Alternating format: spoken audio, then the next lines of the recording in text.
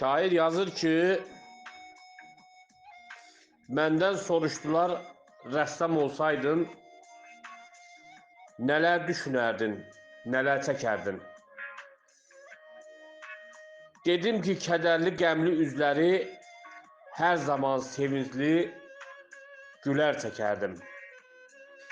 Mən rəssam olsaydım, az susuzları bar rəsmlərdə yad eləyərdim. Kimsəsiz uşağın göz yaşını silib, qəlbini ovudub şad eləyərdim. Mən rəssam olsaydım, o qanlı yerə, Kərbəla çölünə bulaq çəkərdim.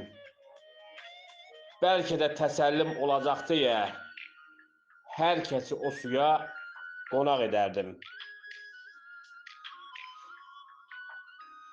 Mən rəssam olsaydım, ata-anamın saçının ağ telin qara çəkərdim. Onları almağa gələn əcəlin əllərim bağlayıb dara çəkərdim.